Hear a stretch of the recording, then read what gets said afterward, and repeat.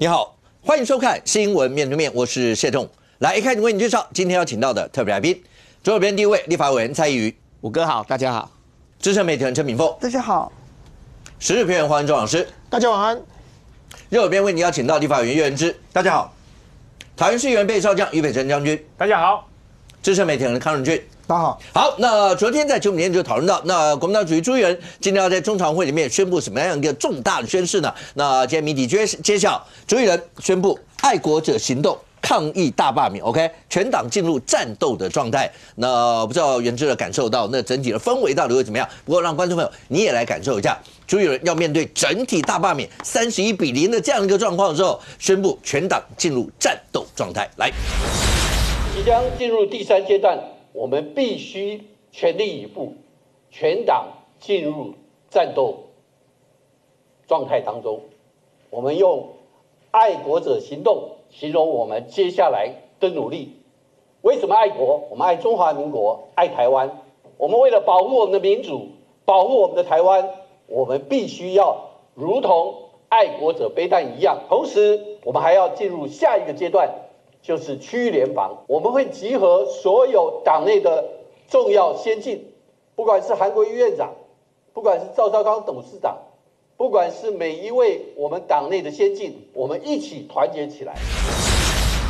来，仁俊，爱国者飞弹，然后就像爱国者飞弹守护台湾的天空一样，爱国者行动正式揭开序幕。这个2016年啊，有部好莱坞的电影叫做《爱国者行动》。他讲的是那个波士顿马拉松爆炸案啊，然后搞得这个大家要投入进去啊。这样一想起来好像蛮贴切的哦，因为这一次大罢免对国民党来讲就仿佛一颗炸弹嘛。而且国民党曾经试图多次想要去这个解除这个隐性，看起来到目前为止是失败的。所以其实本来就一直预告说这个今天中常会要有重大的宣誓。我们本来想说大概要回应些什么东西，结果我必须讲我失望了啊。因为所谓的这个爱国者行动，朱立伦讲说我们要爱中华民国，这些老实讲，这个叫做口号哦。现在大罢免的这件事情，老实说哦，我觉得一部分很大一块其实已经跳脱了立委适任跟不适任的这件事。你看很多其实，在这一段时间已经在诉求的，其实叫做保卫中华民国台湾啊。也就是现在已经有一些蓝委被人家贴上一个，就是说哦，你今天可能就是跟中国交往啊，怎么样啊？以后如果今天这个大罢免失败，很有可能这个国家就没有了。所以朱立伦今天喊出一个这个爱国者行动，但这个罢团会有一些人这个说法对国民党来讲会觉得不公平，你怎么会讲我们什么什么的啊？那好死不死，昨天又爆发了一个这个什么共谍啊，在国民党的这个几个议员啊、立委啊这边身边转都曾经当过哦。所以朱立伦今天的这个卖点是什么啊？我后来终于想了很久，想到一个卖点了。他点名县市首长要进行区域联防之外，另外点了一个人叫韩国瑜。是，这个我实在不太懂啦哦，就是说这整件事情该扛起责任的，不就是应该是朱立伦？而且这个从之前到现在就是这样嘛。而且在今天的中常会之前，其实包含国民党的台北市议会的议长。同时身兼国民党台北市党部主委的戴锡清代理主委不好意思他也提出来讲说党内应该要检讨啊。那有些东西甚至被那一天我们那个林涛坐在那边不是回了一句那个说话的嘛人家戴锡清今天也讲检讨跟那个可以2条线并进啊，有什么不会有什么曲折。朱立伦对这件事情他看到几个党部这样子道歉，包含谢龙介也出来道歉的时候，朱立伦说各界的批评我们都虚心接受。不是批评你啦，没什么好批评的。你现在面临的是党内的炸弹了。我刚才讲说，罢团当然引爆了一个炸弹，是说我国民党的这个立委的这个部分我们要罢免那经过他们的这个努力或干嘛，不管你接受或不接受，到目前为止是31，数字是31。那你今天国民党为了要拆除这个隐性想让这个炸弹不要再引爆，好，你们想了几个奇奇怪怪的方式，什么2项公投。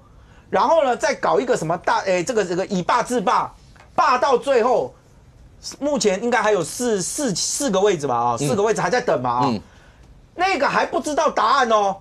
结果国民党的内部爆了什么？哇，一大堆被约谈的啦，然后被这个羁押的啦，被交保的，搞一堆。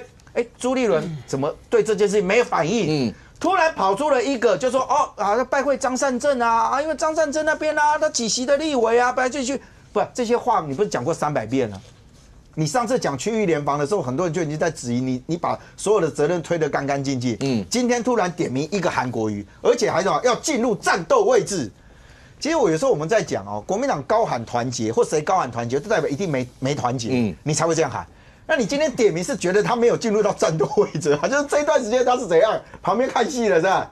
你这样讲也不公平嘛！他也有点名赵少康哦。对啊，点名了几个啊？对啊。那赵少康，我也不知道他为什么特别要点名赵少康。为什么不点名马英九呢？他也是党内先进啊。对，你这样讲还有一件事情。你这样讲，等一下谈到马前总统要到中国大陆去，这个国民党恐怕后面头大的还在这个问题上。没有，一律的标准嘛，党内先进啊。而且他是国民党曾经担任过最高职位的。对啊。不能点。因为我刚刚讲嘛，霸团引爆了炸弹，外部的炸弹。但是对国民党来讲啊，你看过一个那个有一个电影有没有？彗星准备要撞到地球，然后呢，他们要想办法派2组挖洞专家上去，然后想办法在彗星的把核弹装在彗星里面。彗星里面，马英九就那个准备装在彗星里面那个。他每一次跟你讲说，我现在要去那个海峡论坛啊，你现在呼吁马英九，你怎么知道马英九会怎么回你？你怎么知道萧旭成会怎么回你？萧旭成讲的已经很重了，萧旭成现在讲两岸的部分，你国民党不要再逃避了。国民党现在谁敢碰两岸？现在都已经传出了。你看今天报道讲说，国民党现在要低调哦，不要去碰那个，他们就超怕就又出了，是不是？所以那几个炸弹爆起来，外部的炸弹你没办法解，内部的炸弹谁搞的？谁埋的？我想自己人搞的啊。颜之。朱立伦今天宣布，爱国者行动，然后然后点名了赵少康、韩国瑜，然后接下来就是区域联防各县的首长，对你们来讲实质的帮助上有多大？因为我不知道他那个爱国者行动哦，到底有什么方案呢？目前为止还没有讲得很清楚。对，因为这接下来，因为我跟大家同步听到这件事情啊，对。那区域联防好像也不是新的东西，区域联防是之前就讲过很多次，就是说，比如台北市的母鸡要跟小鸡联合嘛。对，所以我们以我来讲，我们还是就是以自己的步调啦。那当然是期待党中央爱国者行动一鸣惊人。对。然后，但我觉得现在主要的问题是这样啦，因为现在结果已经出来嘛，进入到投票就是31-0，一定是0，罢率是0，对啊，罢蓝31。是。好，那今天有一种说法是说，那也不错啦，这也不错，就至少大家就一直宣传不同意票就好了嘛，大家可以把资源集中到反罢。就不要挪一部分的资源去罢别人，那其实我觉得往这方向想也不错但是其实31-0有一个我自己只看到有一个危机啦，我希望到时候我们可以把这个炸弹解掉。什么危机呢？就是说我们支持者热情有点被消减了，因为很多支持者我们现在在外面拉。都不同意票的时候，很多人就会反映说，你们国民党怎么搞什么，最后搞到31-0，就是我们都还要先去解释这件事情，然后再说，那你要出来投不同意票，就感觉到他们的热情比较低。那在热情比较低的情况下，你请他出来投不同意票，那当然他的动力就会比较小。所以虽然现在就是单一只要宣传不同意票，但是你要点燃热情的那一个难度又提高了。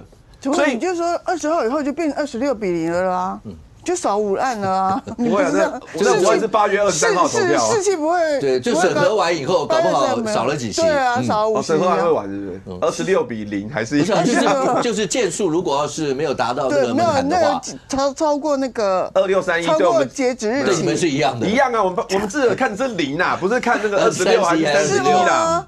少5席应该有一些士气才对啊。原之，但如果你这样讲。国民党为什么会一路这样的热情到现在烧成至此？热情就一开动作比较慢嘛，我觉得还是回到就是当初只是比较慢而已嘛，你觉得？对，只是比较慢，然后一开始的时候没有想到，就是说可能便宜行事啊，我觉得就是有便宜行事嘛，然后后来可能也没有料到说哇司法的动作会这么大，然后那司法动作那么大之后，又造成了一些后续的影响，比如说罢吴思瑶以前人居然不干了，你这不可能，一开始绝对不可能想得到啦，然后后面又造成说很多联署啊，大家不太敢联，就回到这个0嘛，这当然这个过程我相信大家都非常清楚啦，但是关键应该就是之后就是说我们现在在推那个不同意票，我认为应该就是要给那个不同意票一个价值啊，就是说告诉我们支持者说那个不同意票到底是为什么而投，除了是支持这个立委本人之外，有没有一个更上位的价值？我觉得朱立伦今天那个记者会，他其实想要论述这件事情，就是说这个不同意，不是说单纯就帮立委，而是说我们是一个爱国的行动，我们是为了民主，然后我们是认为说，然后刚选上你执政党就把那个监督的力量整个要消灭掉，这个在古今中外没有这件事情，这个不是一个民主的展现。我觉得他是试图论述这件事情，看看说我们的支持者会不会忽然觉得，对啊，哪有这种事情？你们国外没有这样的例子啦。直接就把监督的力量，我们监督他们呢，结果你要消灭监督的力量，那在台湾不就是更独裁了吗？那这没有民主啊！他是试图论述这件事情。如果要照袁志刚那样讲的话，明凤，我们把两个摆在天平上面来看，未来你可以看得到所有霸团的论述。一定因为已经打出来了嘛，就是什么反共复国啦，或者什么，就是讲说他们的论述，袁志一定听了很多啦。他们的人就告诉你说，如果不进行这样一些大罢，他们讲说大罢免救台湾嘛，如果不是这样的话，让这些委员继续往下这样弄的话，那整个台湾。那会不会陷入万劫不复？包括到中国大陆去访问的，然后回来以后法案有没有乱改，类似这些。那另外就是袁志刚特别提到，当国民党要做反制的时候，就是除了为立委以外啊，那是不是要守护台湾啊？因为全世界没有人这样干。明凤，这两个论述要催出所有的人的热情，各自支持的热情，哪一边比较强？其实这个问题我有想过，这个就是说行政跟立法部门的一个互相的比较，到底现在我们要先消除这个行政部门的问题，还是先消除这个立法部门的问题嘛？那你问题是说，我们当然现在知道行政部门也出了很多的事情，的确也是需要监督。可是问题是，如果你们拿过去1年那种监督方式，是监督不了的啊。所以说，你最后衡量，当然这个所有在中间选民里面都有打过圈圈。好，我到底是要这个？其实我自己也有衡量过，在这种情况之下，你要站哪边？对于我当然是站这边啊。但是我会替中间选民想说，我会不会想说，我到底要不要需要监督行政部门？然后呢，我对于立法部门的看法到底是什么？其实这样的衡量下来，我们还是需要先解决立法部门的问题，再来解决所谓行政部门的问题，这样比较对嘛？当然了，就是说现在的局势就是有点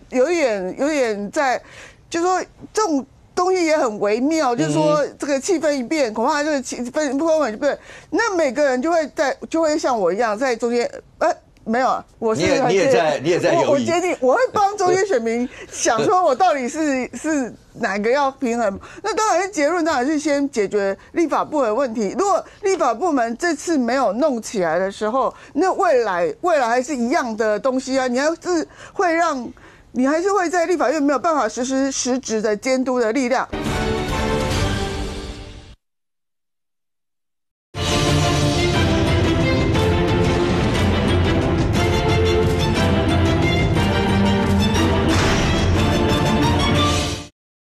立法部门这次没有弄起来的时候，那未来还是一样的东西啊。你还是会在立法院没有办法实施实质的监督的力量，你还是会纵容行政部门，就是在过去1年里面全部过关嘛。所以这个东西，这个答案很简单，就先解决立法部门才对。没有人，而且全世界没有国家是针对在野党的啦。没有，因为行政权才有权力啦。我们没有针对在野党，我们针对表现不佳的。那就独裁政府了啦。哎呀，你们也没有在野党，这就独裁政府了啦。也没有在野党一天到晚通过违宪的法案的啦。那个就是因为大法官都是偏向他们的嘛。哎呦，你看，开始，因为这个是立场的问题，不是立场，跟我不一样。他认为那个是扩权，我认为是改革。宪法问题，为什么有那么多律师站出来骂你们违宪？律师都偏他们那边，我们有很多律师都是偏他们那边。不是啦，苗姐，法学界是这样啊。法学界有甲说、乙说、丙说、丁说，本来法学界的说法就是很澎湃的，好不好？那现在我跟你是立场不一样，那是法律有争议的时候，对于宪法的东西定位是很清楚的，好不好？苗姐，我好累哦，因为我们俩立场不一样啊，所以我们衍生出来的东西会不一样。但是真的，但是我是多数的，我是站在多数的民意，你们才会这样。没有啦，你们都已经出来道歉了，还不道歉？你说哪一件事？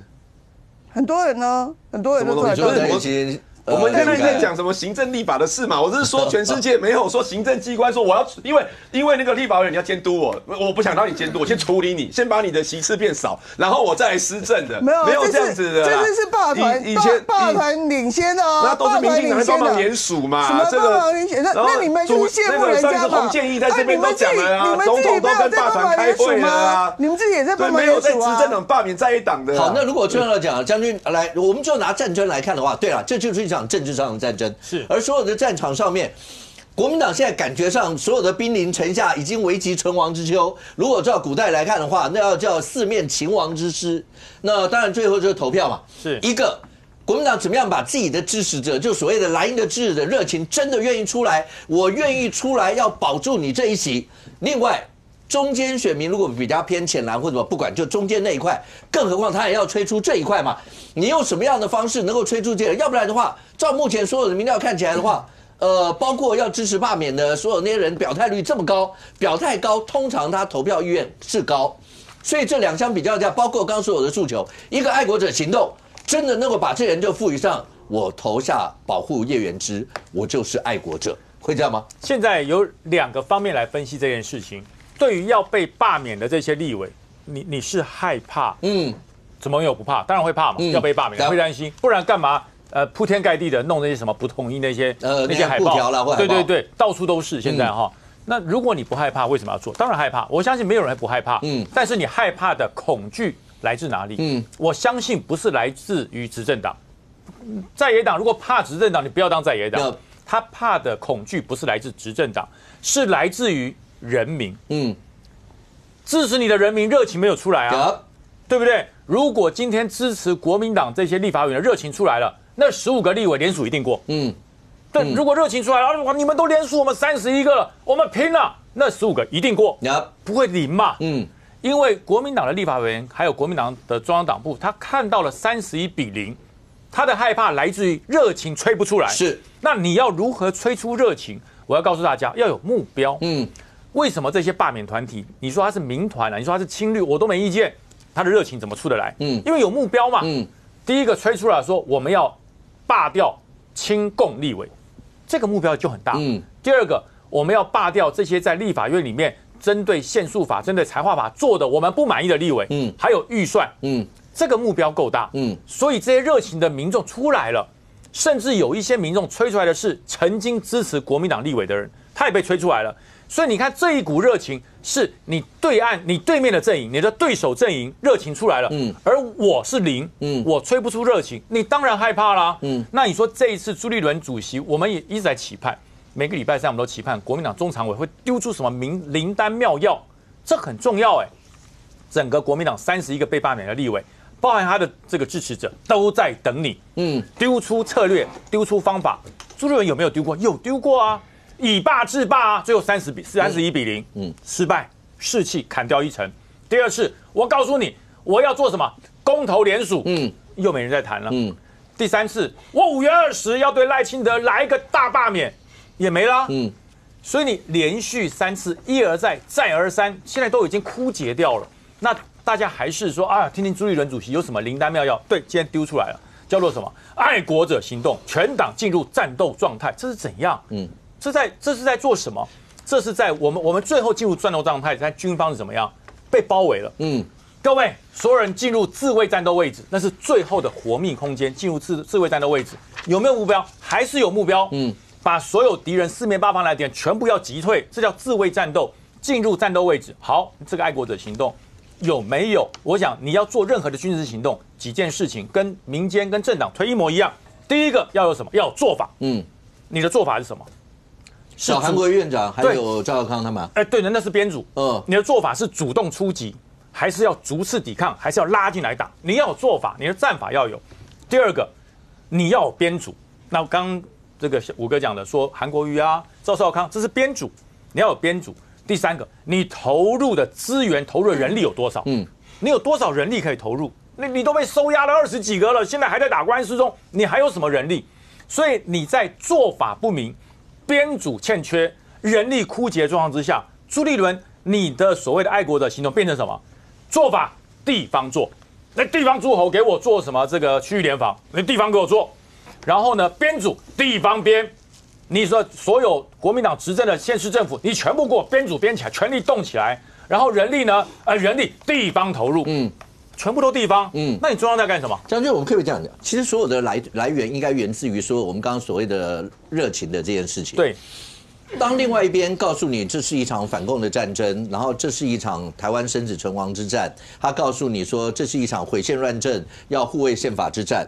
另外一边的热情吹，我一直袁志刚讲的也是，你要不就是空战能够讲出一个能够把所有的人能够唤醒他热情的口号，要不就是像您刚刚说的，你能够想得出什么样的妙招，能够把所有的人不是单纯，我们也知道啊。蒋万安不知道他要跟这几个委员一起同进退，然后要护着这个吗？都晓得。张善政不知道那6个如果掉一个会怎么样吗？卢市长难道不知道他那6席里面，尤其那个市区那3席新科掉一个会长，大家都知道，不要你讲，我相信他们也会跳出来跟他们讲。重点就是那有没有其他的一些方式嘛？这个很重要。讲到最后，就是有没有可能我刚刚讲那个4方秦王之师，就是他觉得我护你很重要。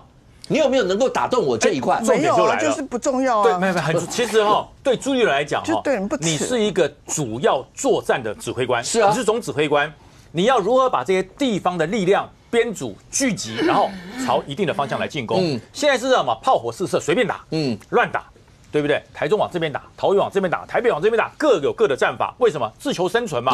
这不是一个组织战，这叫做什么？你知道，放牛吃草，各自求生。现在做的就是这样，所以朱立伦讲出爱国者行动，哇！我们以前在演习的时候，我最怕一种长官讲的一口好战术啊。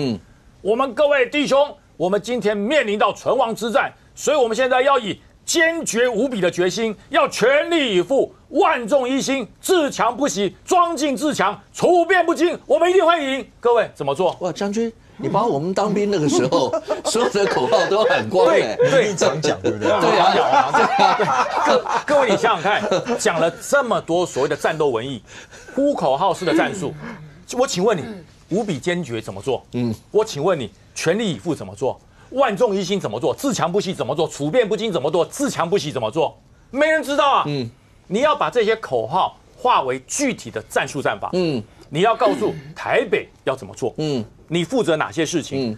桃园你要出哪些资源？台中要如何跟桃园串联？然后呢，靠近南部的这一些所谓的议长，你要怎么样去结合？这才是朱立伦要想的嘛。然后我党部党工要如何把这力量串联起来？朱立伦搞了半天，爱国者行动，全党进入战斗位置，跟我刚刚讲的战斗文艺、呼口号一不一样？所以你怎么会有论述？你怎么会有热情？如果你当年你觉得这样很棒，我告诉你，国民党在中国不会失败，不会被打到台湾来。国民党这些将领讲这些战斗口诀、呼口号式的战术，比毛泽东厉害。可是毛泽东只讲一句话：我一点打圆。对不对？你让他们进来，我一点打圆，瓮中捉鳖，他就赢啦。没有文绉绉，没有听起来慷慨激昂，他有用啊，他有用啊。所以国民党，你现在不要这么多什么自强不息、爱国者行动，什么全部进入战术位置，有用的战术战法，有用的方针方略，一套就够了。而朱立伦到现在为止还流于呼口号式的指导。其实爱国者行动这5个字很呼应是霸团的口号，比较符合，比较贴切。所以朱立伦在帮霸团的忙。爱国者行动，大家都知道要罢免蓝委才会爱国。不过如果真的要讲的话，一种蒋万安讲的口号也许还更那个，因为蒋万安直接讲说这是对赖清德不信任投票，就是不同意投票，意思就是把赖清德抓出来当做这个口号，很直接的让，毕竟有一些蓝营的人或白营。白营的人对赖清德不满，可能更胜于蓝营，所以某种程度，这个口号还可能是比较空战上面比朱立伦高明，对，比较好一点的，简单明了嘛，就是大家泾渭分明，我就是要把你拉出来打这，原之这个应该会比较有利吧，对你们的支持者。好，那如果你这时候点头，对朱立伦就不好，没有，都可以，各种方法都可以吸纳，都可以。对，爱国者计划是海纳百川的，所以爱国者行动，所以。一种如果这样看，空战、陆战，可是对国民党现在麻烦的是，陆战的组织，经过那一阵司法调查、吹锅拉酒，凭良讲会有一点麻烦。当然，为什么谢龙介跟戴琪卿会要出来公开道歉？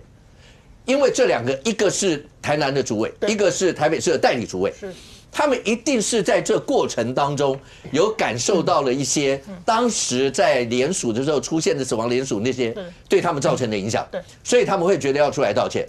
那可是中央如果不看待这一块的话，热情会不会因此会被消退？另外刚讲的那国民党组织也面临到这些，他们会来到该怎么办？就靠各自，譬如说傅昆萁在花莲，大家就知道很稳，很根很深。那徐正惠是他的夫人，某种程度有没有行政资源干嘛？要靠这个吗？要靠每个地方大家各自跨看板，用这样的方式打吗？我们分2个部分来看。首先，你不要去想国民党中央，国民党没有中央。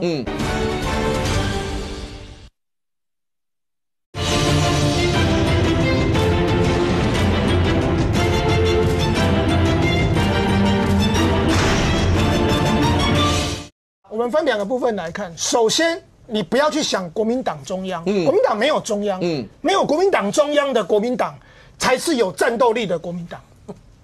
所以你可以看到，为什么市党部主委戴习清代理主委跟那个台南的那个谢龙介要直接就道歉，止血。就31-0这件事情，被李孝亮跟赖以任这一群青年军搞得乌烟瘴气的这件事情，在6月7号结束了。好，你国民党中央不道歉，因为没差，现在没有人在管党中央了。党中央讲什么爱国者行动都不重要，也不会有人去理他。所以现在就是各地的这些要被罢免的这些立委跟地方的这些诸侯自力救济的时间开始了。所以从6月7号开始，这件事已经结束了。好，所以我们这再怎么讨论朱立伦，其实没有什么意义。然后包括他什么时候选党主席、改选，还有某意义啊？基本的是回到各地方的组织，这第一个。所以他们道歉就是一个止血的动作。那第二个我要讲的就是说，包括今天早上不是也成立了那个叫做党外在野大联盟嘛，就郑丽文发起的，然后找了一些蓝白各方面嘛。今天早上赵少康也有去，赵少康不是那个联盟里面的名单，但赵少康也去。然后包括民众党像张喜凯，这些都不是名单里不是原本联盟里面的人，但他们都有出席。那为什么他们要做这个党外在野大联盟呢？就一样的道理，他们要催出这些比较。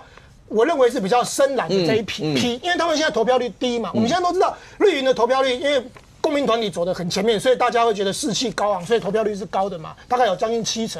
但是蓝白的投票率是低的嘛？为什么低？就是因为之前那31-0那个过程乌烟瘴气，所以他们用一个党外大联盟。这个大联盟基本上我认为就是反赖跟反朱大联盟。反赖当然是主轴，就是像蒋万安讲的拉下赖清德是反赖。那另外一个就是反朱，可是其实也没有到反朱啦，因为朱也没有那个等级让我去反啦，这些咖都比他大啦，所以也不是反朱，就是边缘猪大联盟啦。所以他们今天为什么要成立这个联盟？目的当然他们说他们是要什么监督赖政府，但是其实选在这个时间成立目的很清楚，就是为了这个大罢免以及将来的补选嘛。甚至有人说这些人会不会去补选？好，这是一个。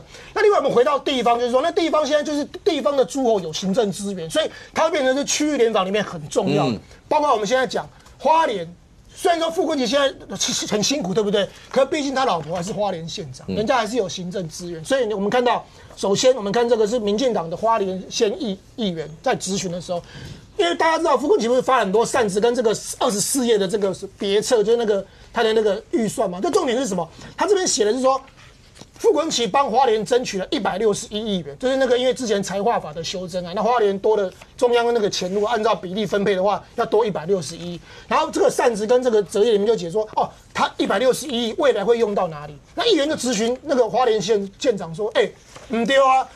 第一个161亿还没下来，这第一点。好了，就算下来，也是由花莲县政府来做，那也是傅昆萁决定讲要用啥。结果这时候那个徐榛蔚就县长还呛那个议员说：“啊，你反对社福吗？你反对教育这些吗？”就是他还是呛回去，就是说一直在讲文章决定的，无你这把是按哪？你反对哦，就是说这县长跟议员两个就吵起来。哦，这一个，然后另外一个就是也有挺副的议员，这是国民党籍的议员，他就说大罢免这件事情呢，让犯罪增加，然后这个为什么？他就说什么人心什么就很乱啊，然后犯罪有收押了20个，对，所以增加。他的意思是说，现在整个人心浮动，然后犯罪增加，然后这时候就有点就一搭一唱。好，那除了这个以外呢，行政资源就是在这边，花莲县的消防员也开始生气了。为什么呢？这个是花莲在今年3月。花了6500万采购的这个防灾避难包，防灾包当然很重要，大家知道花莲地震多，所以这个很重要。但是重点是啊，他3月采购，对不对？现在要这些花莲的这些消防员弟兄开始去分装，因为他们是分批采购，而且很多不同的那个单位，所以他们要把这些不同的这些设备啊一起放到这个袋子里面啊。这个工作呢，就要由那些消防员弟兄来做啊。就修那个满山满柜的那些东西，现在就是变成消防员弟兄变成是很像厂商的工读生，要把这些东西放进去啊。消防弟兄说，我们平常24小时 stand by 是在就是那个要打火用的，不是他妈的整这些东西当初你跟厂商就标的时候，你就应该要请他弄好，而且从3月拖到现在6月啊，大家说是不是因为现在要大罢免，然后所以就刚刚好在大罢免前夕要发啊这些东西。其实除了这个以外，花莲起码管建物啊，澳播就这，啊，有一个澳播，大家看。这是进前咱讲的《更生日报》对吧？花莲不是很有名的《更生日》吗？因起码出起来之后，这《更生日报》帮花莲县府做了一个，就是徐正伟的县政的，有点像是施政的报告，哦，就是有点就是政绩美化了啊。你说这个有什么问题呢？问题很大，焦哥这里，你看，它是寄到每一个《更生日报》的那个订户的家里，这什么意思？我订《更生日报》不代表我要收到花莲县政府的县政的宣传文宣，你基本上是县政府直接拿公务预算，请《更生日报》帮你编这个政绩的这个宣导，而且直接不管个资哦，你直接还免费送个资，直接把它送到每一个订户手上，所以很多订户很生气说，基本上是管政府的资源是会使安尼省。那除了这个以外啊。傅昆萁也是很多绝招啦。我们今天大家知道，昨天晚上最热的都是在馆长的直播。傅昆萁嘛在，也不是跟头啊。你看，张馆长不是在直播吗？我嘛底下在看。好，傅昆萁的马熊斗内1690元，馆长加油，和平大使破冰成功。因为昨天那个馆长那个直播线上最高20几万人在看，我看的时候大概10几万，那是真的是蛮多人的。那当然我相信不止台湾人，应该可能中国那边很多人看。重点是因为用这种叫 Super Donate， 所以他会会放在banner 会在上面，所以所有人都看到说哇傅昆萁来Donate这件事情。我跟你讲。我不相信傅昆萁平常会玩这些直播的，这个绝对是有他的小编绝对知道说这个是。昨天其实很多国民党政治人物都上去抖内，而且某种程度，国民党政治人物上去抖内，像傅昆萁或是我们要乔欣好像也有抖内，对，因为馆长某种程度跟白银的关系很好，是。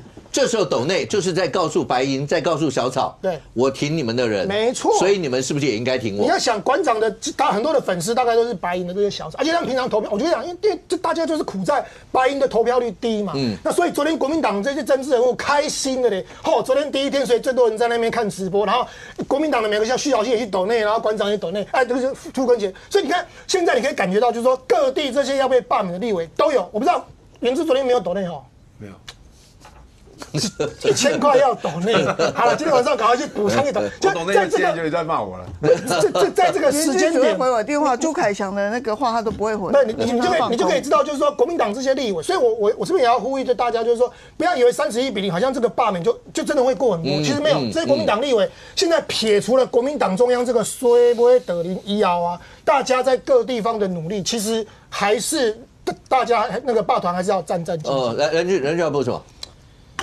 不是我觉得从这些的状态再进来看的时候，你就会发现到，这个国民党到目前为止就是一场戏，而且就是一场闹剧，台南跟台北两边道歉，其实你真的回来看状况不太一样，台南没有蓝委罢免的问题呀，对啊，台南谢龙介为什么要道歉？很简单，起诉书出来了嘛，里面写得清清楚楚啊，台北为什么要道歉？戴锡清在这一段时间所做的很多的言论，都被认为跟朱立伦是不同调朱立伦讲哇，我们武溪很安全不要担心戴锡清我没不要开玩笑，没有乱搞。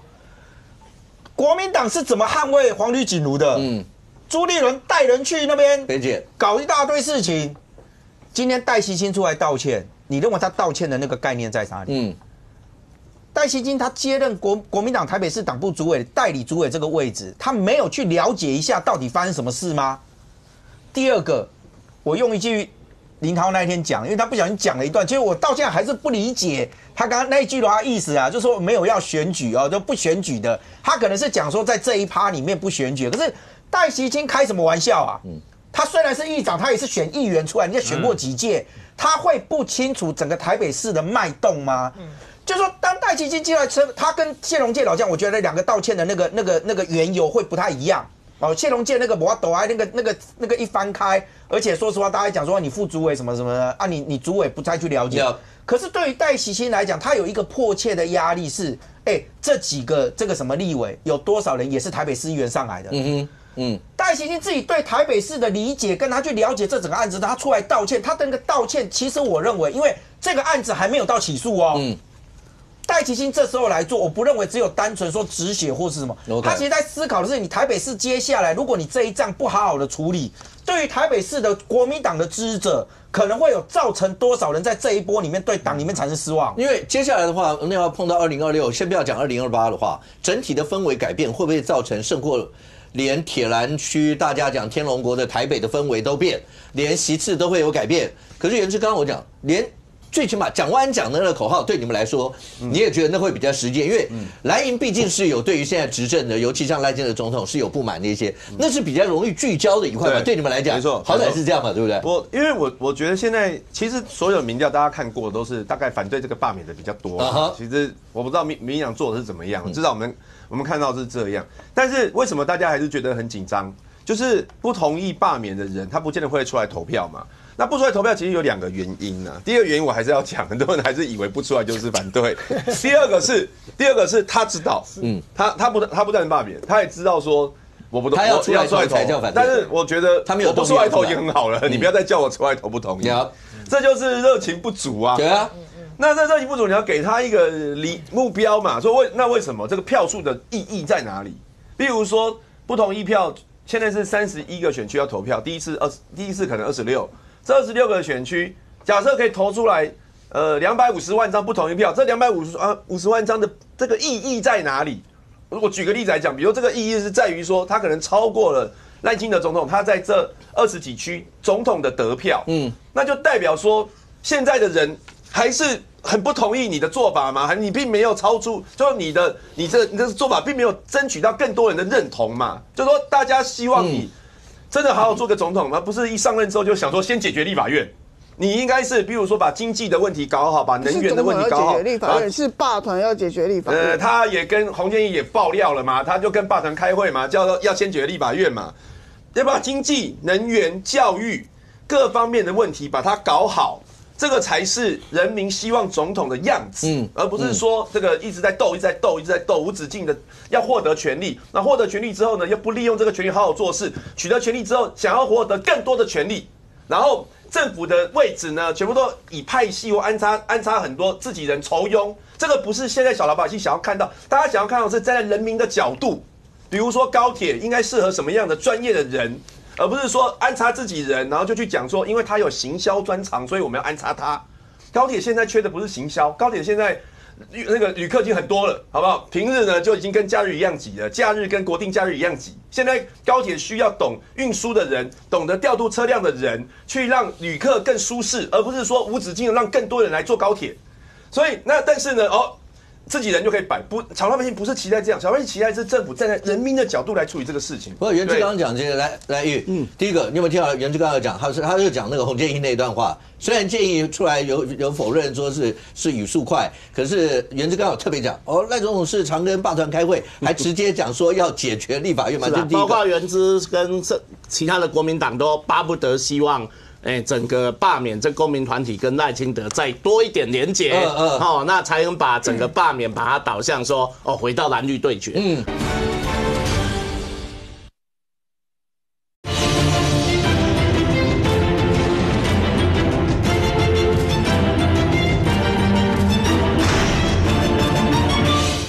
那才能把整个罢免把它导向说，回到蓝绿对决。但是我们事实上很清楚啊，因为这一些罢免的这些公民团体，你看他已经上过 N 个节目了，基本上他们就是素人，就是一群年轻人。这些年轻人过去他们没有政治的背景，更没有说他们是有要去从政，我要去选议员，或者是我有怎样的规划。看起来就是一群素人所发动的这样的一个罢免。不然你说花莲的叶老师，他在这一次的罢免的活动之前，大家会觉得他是政治人物吗？不会有人去这样想嘛。对，所以既然罢免就是这样的这一些公民团体的组成，那你硬要去把他们抹说，他们是民进党的侧翼，民进党就是透过他们，那在从事这样的对这些国民党的立委的罢免。事实上，这只是让这些罢免团体他们更加的生气，他们更加的觉得说，你国民党，你们自己无法面对自己的问题。刚元之也就讲说，赖清德的执政怎样，但是大家不要忘了呢，现在是国民党在立法院过半，所以在立法院的结构就是蓝白，可以控制立法院，控制立法院就是控制整个法案的要怎么走。所以你看昨天你们希望给军人加薪啊，你们也是通过了。在那段在前阵子的不管是国民党要的法案，基本上你们就是会过。你们既然法案会过，那为什么又会倒到了被大罢免，而且目前是31-0这样很难堪的成绩？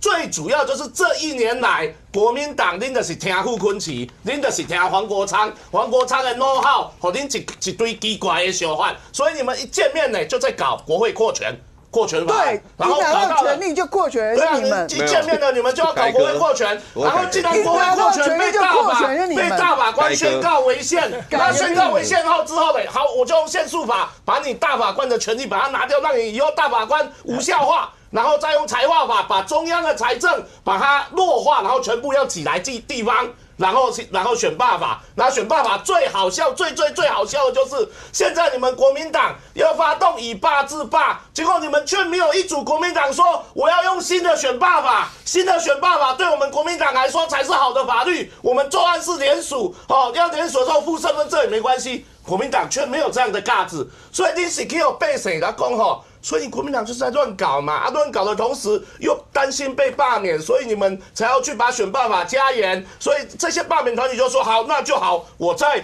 这个选罢法新的上路前我就发动。那发动到现在，老实说，我们也是非常的 shock 呢，31个过2阶，这个对我们一开始在设定大罢免这个战场的开始的时候。没有人想到会有这么多过2阶，那当然接下来3阶就是要投票啊，投票就会有更多的就类似选举的类似这样的一些活动。媒体上面有报道说，第一个在3阶民党要扮演的角色，说当然你们还是界定在所谓的权力支援，可是媒体也有报道说，如果到了4阶就补选嘛。那在人选上面是所谓的罢团先行，就一般民间，因为前面既然是罢团打的功劳，你们后面还是罢团先行，你们有跟罢团已经产生这样的共识了吗？我想现在都还没有讨论到这个罢免之后的状况，因为罢免到底哪几区会过不知道，然后。纵使罢免过的，我们知道说，为什么在这一区要发动罢免？就是相对过去就是蓝军比较优势的地方，那所以在这样的一个选区，的人选，这基本上没有那么好来做出决定，所以我想还没有到3阶的结束。这段时间可能要产生人选甚至讨论人选都还没有到这些时机。OK， 人家简单回应一下。对，第一个那个可能易余他没有参与那个罢团的活动，他不了解了像这个柯建铭就讲很多次嘛，他就说在去年1月13日以后，他就跟卓荣泰啊，我还有戴总统都讨论过这个大罢免的事情，这柯建铭自己讲的然后再来就是各区的罢免蓝委的民进党着力超级深的啊，新北市就是苏巧慧自己还在那时候还在跟那个林右昌争功还觉得林右昌动员不够多当然我们就是对啊，我们就是协助罢团就是有嘛，罢团的发动这一群人就是公民团体，你们不用把它抹成他是没有抹啦，现在公民团体就是跟那个民进党就一起的嘛，等于就是民进党在罢嘛。所以当然就是民进党努力在推动罢免在野党啊，这个我觉得这也没什么好凹的，大家都看得非常的清楚啦。然后第二个就是不否认啊，我们当然要协助罢团，但是这个前提是你们主力的还协助，你们不用把罢团把它抹成在我那一区啊，黑我最严重的就是民进党的议员啊，连我们去考察行程为学校争取预算，他都可以黑说我们扰民啊，都是胡说八道乱讲一通。好像也有国民党的议员在黑啊，谁？你们但是看当时的新闻，很多国民党的议员也说找不到你啊。你不要乱讲话好不好？你看你没有乱讲话，没有乱讲哦。你们那一区的议员也有在讲啊，没有举证啊，不要乱讲。你们嘉义的事情我不熟，我也不会去随便批评你啦。对啊，但是我讲的是我礼拜一教育文化委员会考察的行程，去帮学校争取老旧厕所的预算，然后还有那个操场预算，都有民进党议员说你怎么可以去扰民呢？家长都很生气啊，家长说一个委员帮忙跟中央部会争取预算，居然被说成扰民 ，OK， 所以这个就都是民进党在搞嘛，所以我觉得民进党还要撇清自己的角色，很奇怪。第二个刚刚讲说，国民党自己修法什么要附身份证，然后国民党为什么不敢？没有不敢问题，为什么我们也是赶在那个新法前那个实施前？那是因为我们一开始想要跟民进党一起投票嘛，那时候才能达到平衡嘛。那既然现在其实民进党都已经赢了，那当然我们就现在就专心以反霸为主了。OK， 所以没有敢不敢。不过现在看起来的话，很多的一些事件或者讲，因为罢免，大概6月20号左右，中选会最后核到底是多少进入3阶？那不管是多少比例吧，26、31还是多少？因为很快核下来以后，距离投罢免的时间其实没有那么久，中间发生的事情，包括行政单位的一些事，或是在民间的一些所有的一些状况，任何一点风吹草动，会不会都影响到未来大罢免像这样一些氛围？一中，譬如说，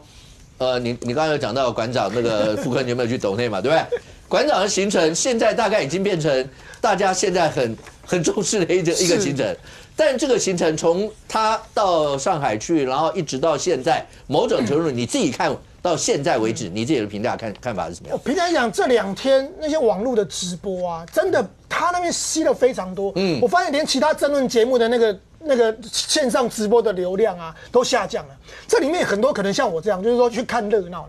除了是他的馆粉以外，有一些就像我们，因为就触逼，就是你就很像一个乡巴佬馆姥姥逛大观园，其实馆长不是乡巴佬，可是他故意把自己搞得跟乡巴佬没两样。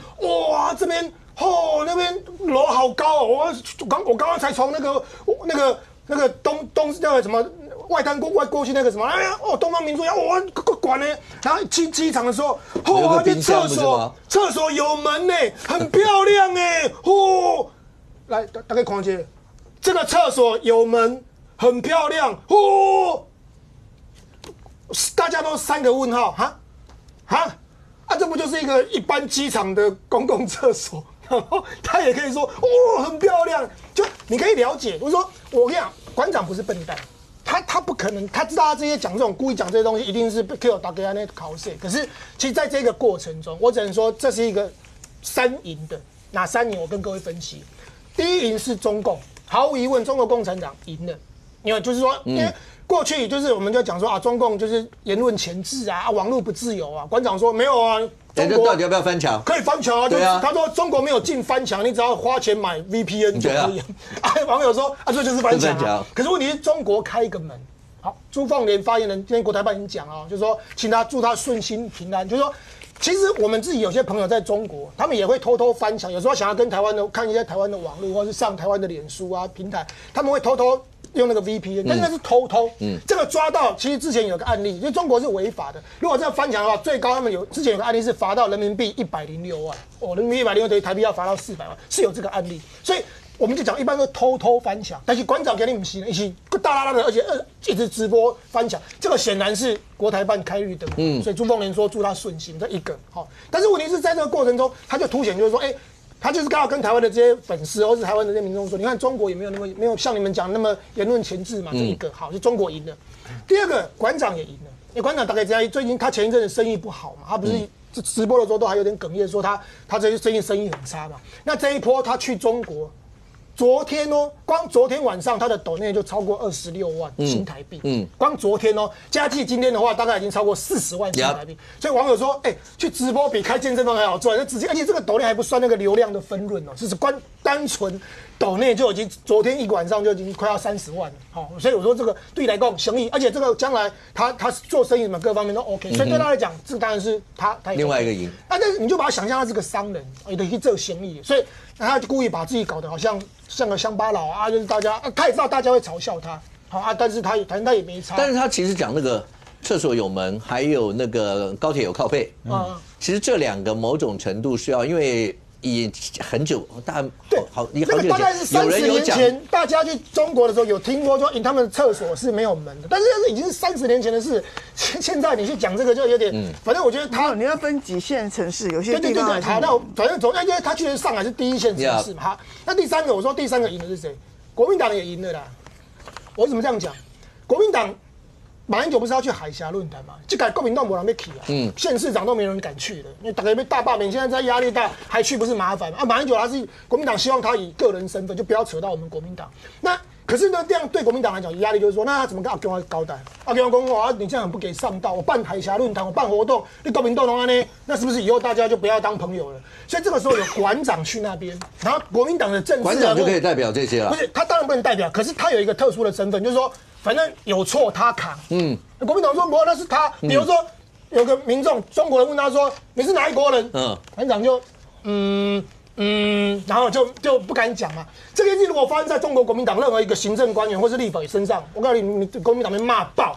可是馆长就是馆长，他就是一个个人，大家骂他，但是馆长想说我反正这个东西国民党可以撇清，可以撇清他们那个红统的色彩。然后你看，可是问题是，随着馆长的直播，国民党政治人物，我昨天讲徐小新也去抖内，还说叫他买那个公仔回来，然后傅昆萁也去祝他顺心什么，然后昨天还很多，今天晚上可能会更多，就大家国民党这些委员们上去，所以这个过程中。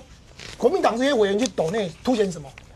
阿公啊，我们跟你还是不错的呢。虽然我们人不能到现场去哈，因为被骂。可是我们以馆长通过馆长我们这样抖内他的方式啊，其实阿公啊，卖熊气暂时大家就帮你打靶面，所以等我们罢免完以后，我们再去找你啦。所以你看这样的过程中，国民党也赢了。所以这个3赢的过程中，网友虽然馆长就被大家笑他什么的，可是我跟你讲，他生意人。你们越笑我光这个抖内一个晚上，如果我一个人有人抖内我20万，你们要笑我也 OK 啊。所以我说真的啊，给我20万，你们大家来笑啊。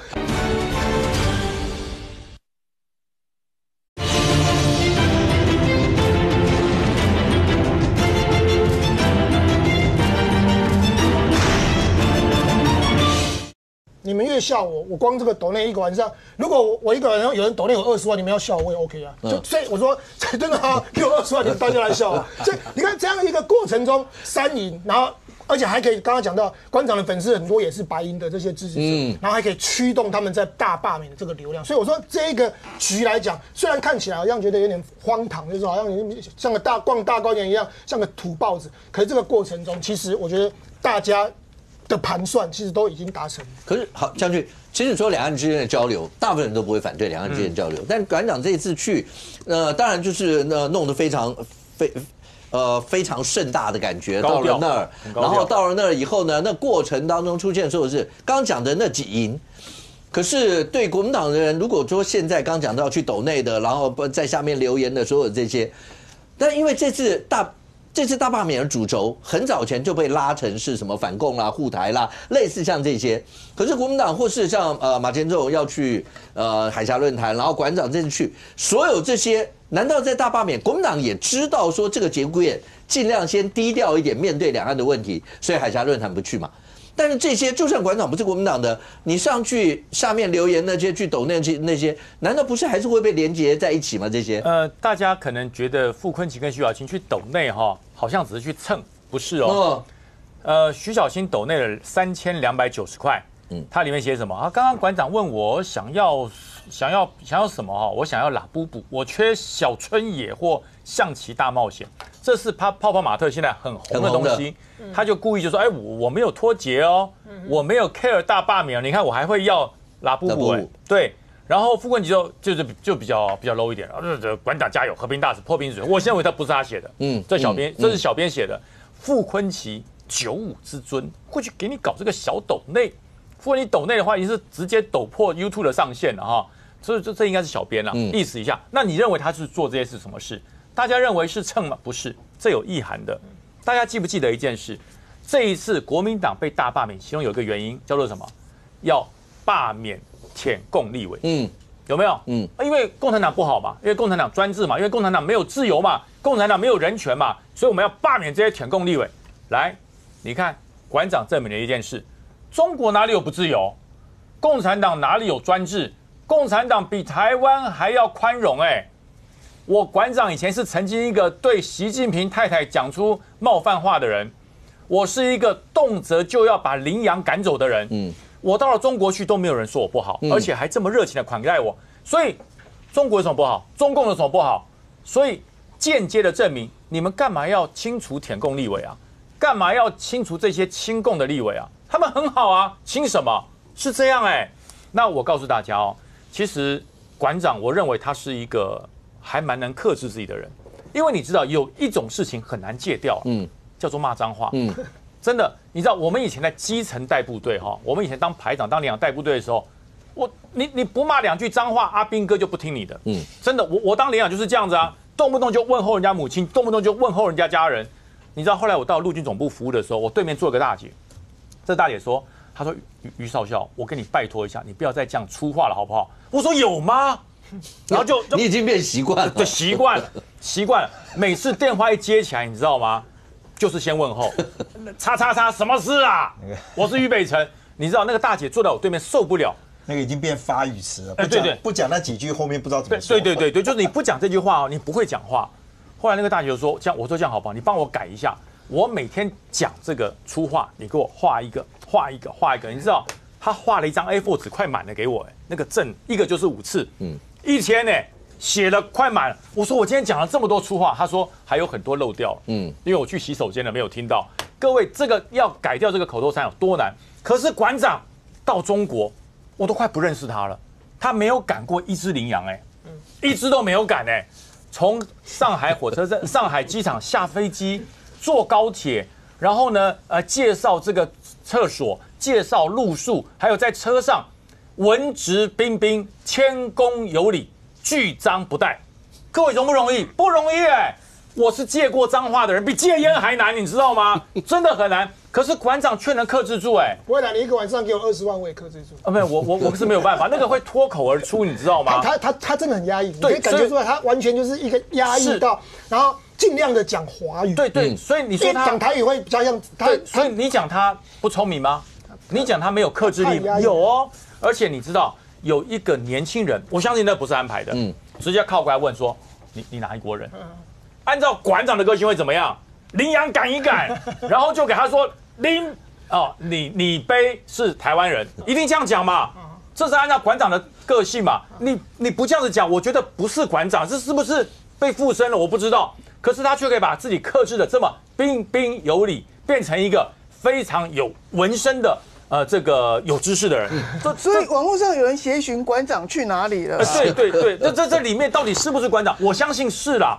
可是你看他的一切作为不像像不像在我们台湾直播的时候，那个里面动不动就把羚羊赶一赶，动不动就把你家人问候？没有，我昨天我也是其中之一，我有去看，为什么会看得这么仔细？我要看他克制不克制得住。所以馆长比一般人厉害。我要戒掉脏话，那个我对面的大姐帮我写了多少个政治，我才戒掉。戒完之后，比戒烟还难过。人家讲话，喂，长官怎么不讲话？我讲不出来，你知道吗？所以馆长真的改变了。可是国民党去蹭他，不是为了什么，就是为了证明一件事：中国共产党已经不专制了。中国共产党统治的中国比台湾还自由。所以你这些霸团为什么还要罢免我们这些亲共的立委？所以是有含义的，是有智慧的。元之，你们会有刚才将军讲的那个想法吗？就是这个目的是要来证明人家也没有这么专制这么样的，为什么大家还要把你们贴上所谓的舔共立委、亲共立委？为什么要罢你们？因为你刚刚说你没有去抖内嘛？都没有。对。那你不担心这样的话，小草，因为你有讲过，小草任何人只要愿意支持你，票都是票。那如果这样的话，那馆长这些应该也会有票，你为什么没有上去等这些？没有想到，我是没有想到的，刚才知道。你要教你这一招了啦，你要说你在忙着跑地方。对，我也是在忙着跑地方。对，没有我觉得那个吝啬。觉得我们支持馆长去但是不是大家讲的这样啊？我觉得他去其实是蛮有意义的。为什么？第一个，馆长他就不是传统支持我们国民党的人嘛。他在2020年的时候，他是支持蔡英文的，然后支持辣台妹的，是支持辣台妹的那一种形象的。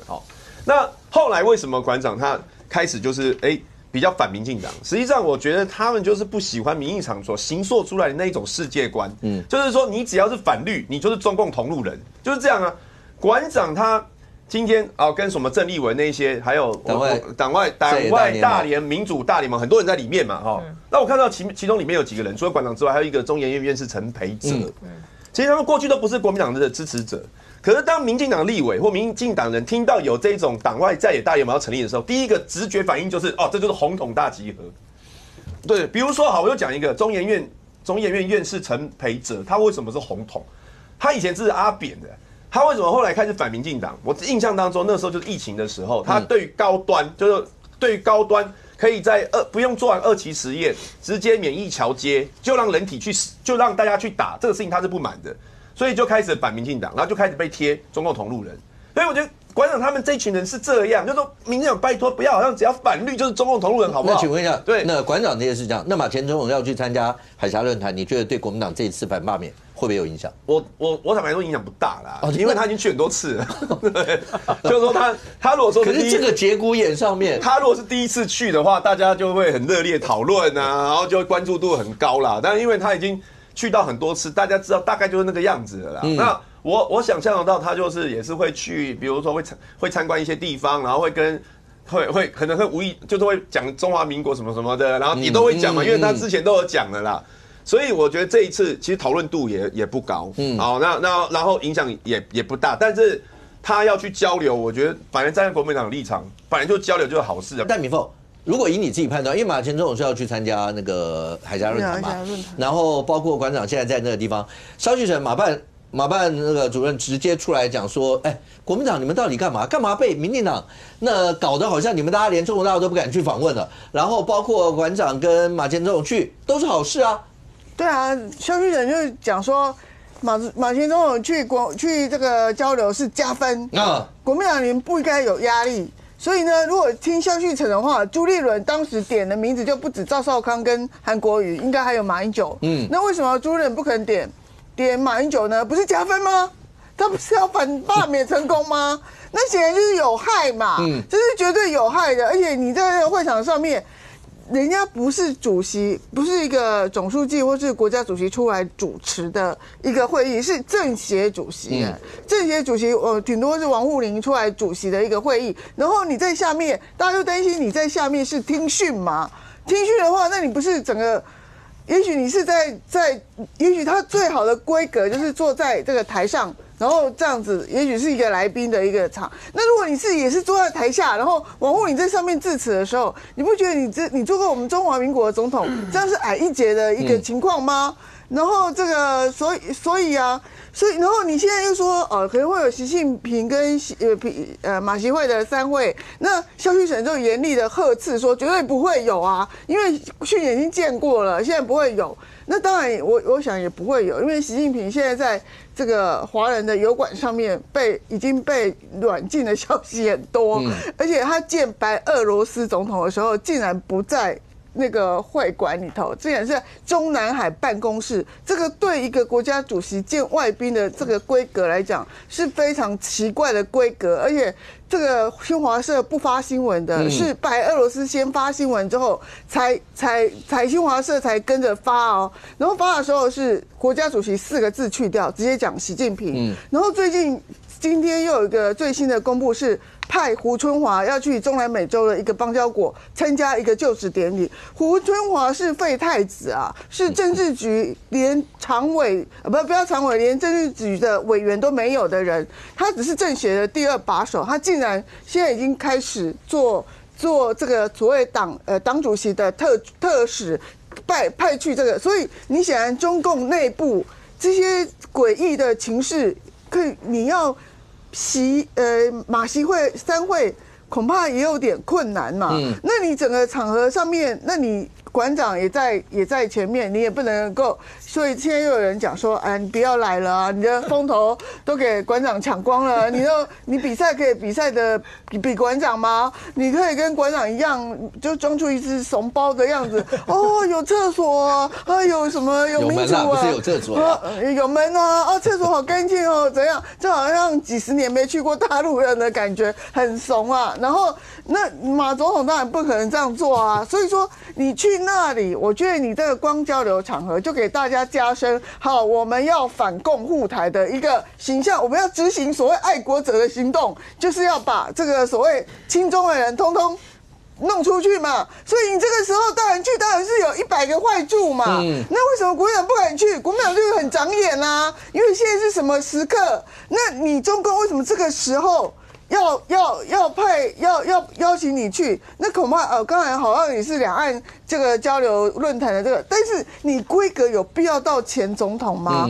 我觉得这个东西，这个国民党我觉得立委不想做的人可能很多吧，那就算了啊。那你就让他去嘛，去完就后果自负嘛。来，我们休息一下，广告以后马上回来。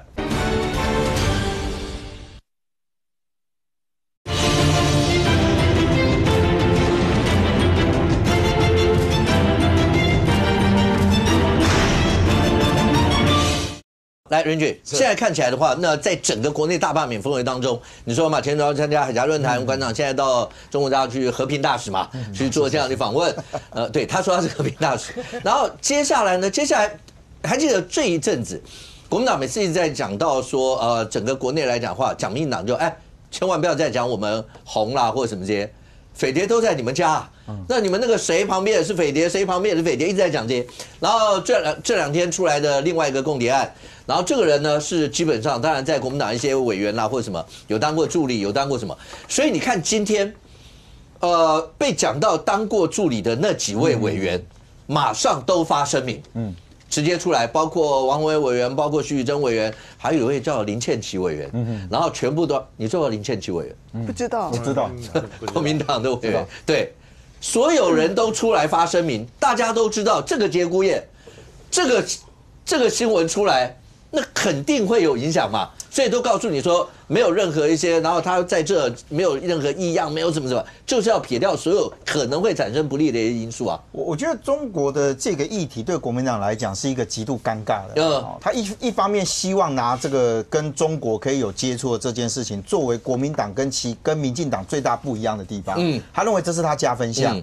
但是只要有牵扯到，就是老共的动作如果太大的时候，国民党又必须要切。这同样的矛盾的状态跟马英九身上是同样出现了。源自刚刚那个说法，其实是国民党现在一贯的立场，削弱马英九的影响力。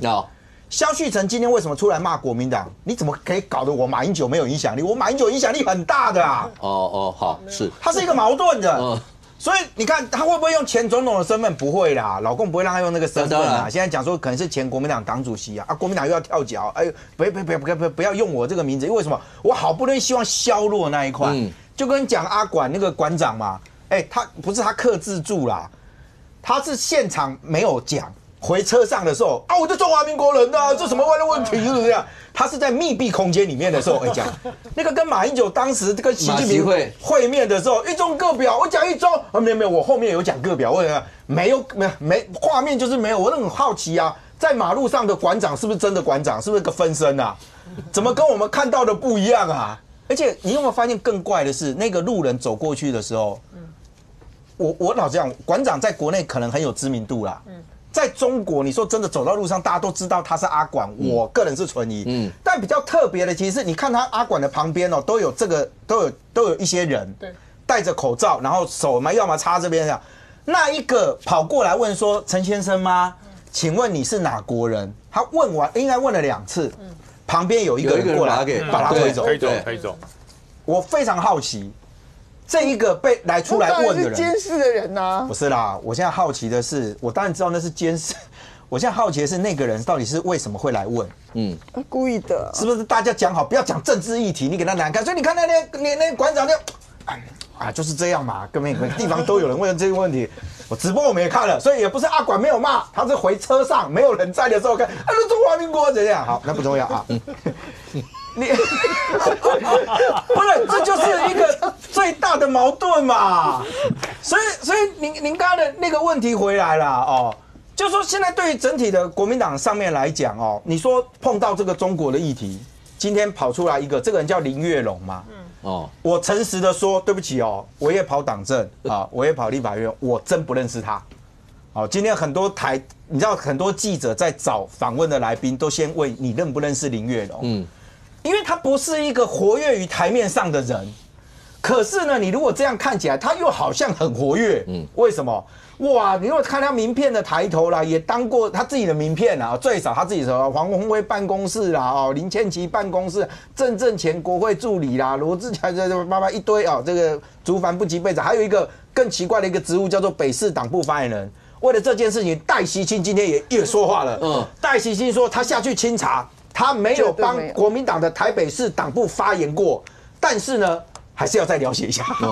不是，您刚刚说有几个人在切割我都可以理解。可是你光回来看我为什么要先秀这一张关系图因为呢，今天出来切割的，就是有曾经当过老板啊，几乎一致的说法都说啊，他在我们这边表现平常啦，他虽然学历很高还研究所毕业的博士，但是他能力其实不强。好，所以我们很多这试用期过了之后，发现不 OK 啊，他也没有接触到机密的东西啊，都是做简单的工作。一个在你们口中这么能力不强的人，可以搞到每个办公室都去一下，到底在干嘛啊？这个切割很尴尬啦，切割很尴尬，我真的必须这样讲啊，就是现在讲说没有，他们待的时间都不多啦，那这样，因为就目前检调现在调查的状况是说，他其实在担任这些所谓的助理的期间。最近有2个字很常被提起，叫做所知。他是不是索取了资料，或者因为他的职务有接触到一些的这个东西，然后呢，然后干嘛？交付给对岸，是不是透过地下金流的管道，或者是其他的部分，获取一定的对价的报酬，所以让这个检察官据此要提起侦办啊？可是今天平面媒体有一个报道，非常大篇幅的去提到。就是说，绿营的疑似有共谍在里面的这个案子，不是检察官求处重刑30年以上吗？可是你有没有看到有某报的那个标题啊？那个主标题下面有个小标，是蓝营的问说，那些人的老板不用负责吗？啊，那现在问题来了，绿营立刻回来啊，如果他都当过这些人的这个助理，那老板要不要负责？其中有人剑指王宏威嘛，直接有人就剑指王宏威嘛。因为呢，他其实，在那个这2天大家有看到嘛，在那个出席表上面，他有自己填的嘛，是王宏威的代表或者这样。当然，王宏威有他的说法，这我不管哦。但是呢，你可以看得到，现在也有人说，没有啊，你说他已经离职了，跟你都没有关系啊，什么1、2月就离职了。结果呢，说那一天不是大家去声援这个北检，要去声援什么黄旅锦如啊什么的，也有这张照片出现。那这个里面名字都帮大家标好了。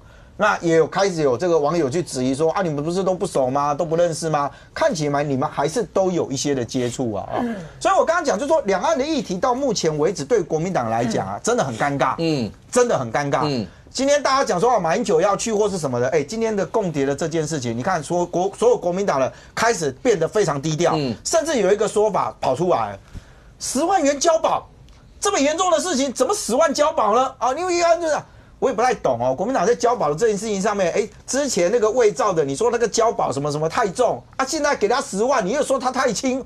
老实讲，这个的混乱，其实对于国民党来讲无解，无解，完全无解。所以现在这个共谍的这个部分还会不会再往上烧？因为如果就绿营的部分来看的话，他的做法都很简单。我认识于将军，我请于将军帮忙切线，牵过来看，所以后来办了好几个。OK， 那会不会只有一个人在这件案子上呢？不过刚才讲到说那个10万元，这不叫重放吗？因为这是王宏委员讲的。他说，如果你们真的想要查什么的，他都愿意配合调查。他刚才在镜头上面直接讲，如果这个人是共谍，你们查了一下10万元交保。这不是叫重放吗？意思就是他很坦荡，他愿意配合，然后你们怎么可以这样搞？也就是说，现在一个共谍案，从前面国民党一直在打的绿营，包括行政官员啊，谁旁边的那些人，现在当这个爆出来以后，现在大家就讲说，那这是火力标，这整件事情现在已经变成大家各打50大板，各打30、70大板，现在是用这样算的吗？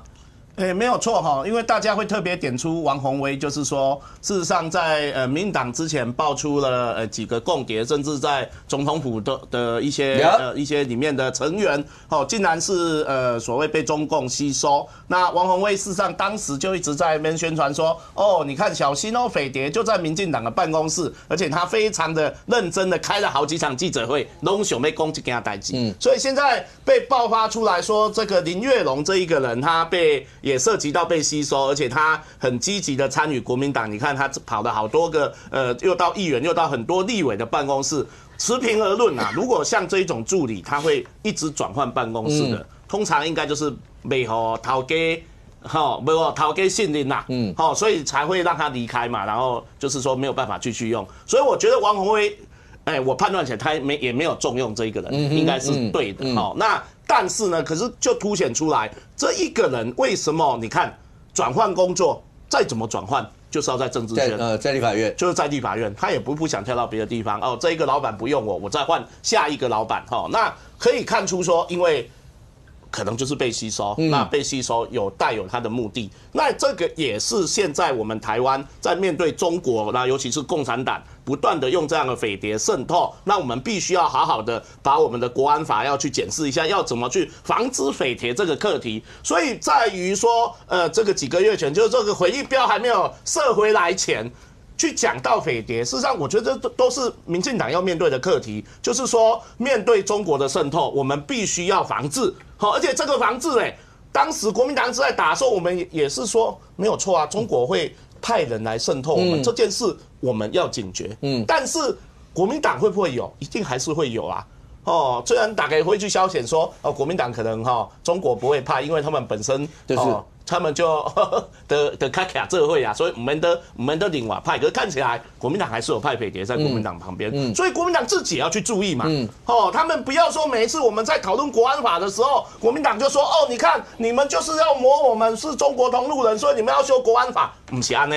这个是对于台湾的整体国安，不同的政党都要面对中共，他要渗透我们这个国家，所以这个代志的加要定。那再讲回头，讲到了这一个阿管这个馆长，他就跑到了上海。事实上，我觉得到目前为止，我觉得中国应该是有加后悔了。像辉公这类来，我想伊也算 KPI 这改国台办可能差不多顶管共卡成啊，KPI 可能无及格。他有切割啦，说不是他们邀请，他切割了，他现在已经切割，说不是我邀请的，是他自己想来跑来这里的为什么会变这样呢？因为你看馆长去那边去讲的那些话，是中共想听的吗？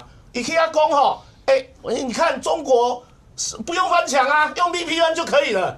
VPN 就是翻墙啊，对啊，谁都知道用 VPN 就是翻墙啊。结果馆长说，你看来中国不用翻墙，用 VPN 就可以上网。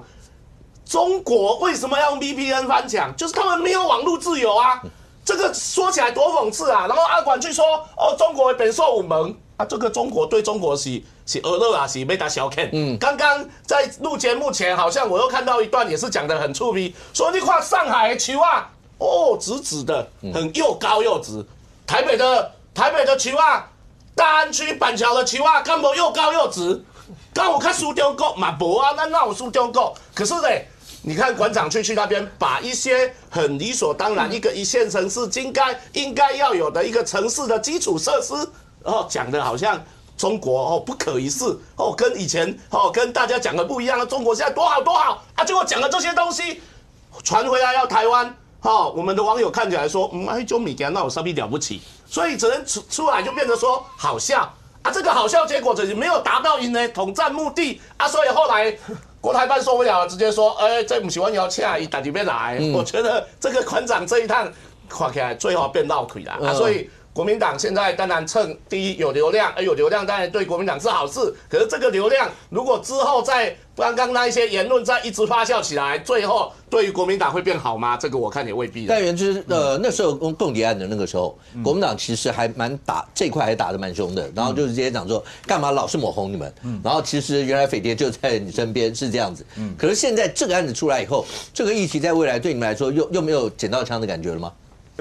我觉得大家主要在讲民进党就是双标啦，因为我觉得那时候是在讲双标，我也不认为说，立委的助理是共谍，他老板就一定有他老板就涉入也没有，也不一定啊。但是民进党每次他们都是用这种标准在看我们嘛，都说呀，国民党你只要是去啊，你只要去大陆啦，你就有可能是什么习近平小弟啦那像沈伯洋最喜欢讲的就说哎呀，任何人只要去做交流啊，不管你是台商啊，你是学生交流啊，或者是宗庙，都可能是统战中介啊。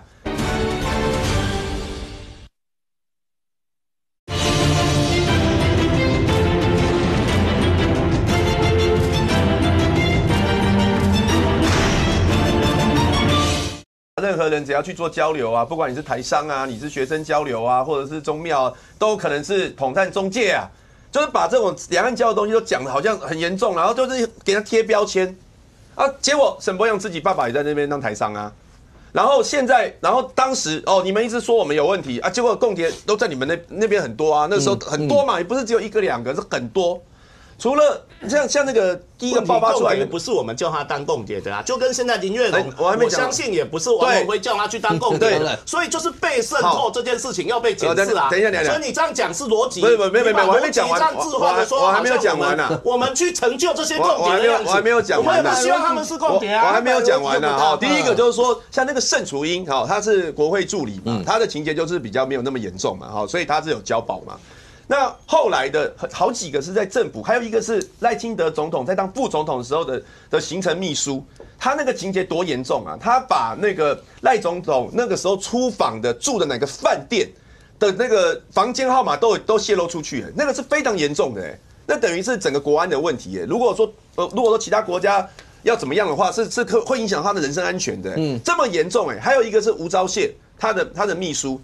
他是吴钊燮在当外交部长的时候，如果没有在办公室，他几乎是可以收那个美方发回来的那种电报，他知道非常多外交机密，就他也是共谍。那如果民进党这么重视抗中保台这件事情的时候，怎么会整个政府在这么重要位置的秘书，结果几年不做中层查核，在这么重要的位置旁边，没有人知道他是共谍，那你老是就指控在野党在野党你只要去，我们管你好严格哦，你就有可能是行医表弟。就自己这么重要位置的，没做综合查核，所以这个就是会让人家觉得是双标的问题嘛，所以才会这样子，才会被这样批评嘛。简单回应一下双标的问题。我还是在讲这个跟双标有什么关系？因为要谴责的话，我觉得如果立场要一致，要谴责谁？就是发展共谍的人啊，就是共产党啊。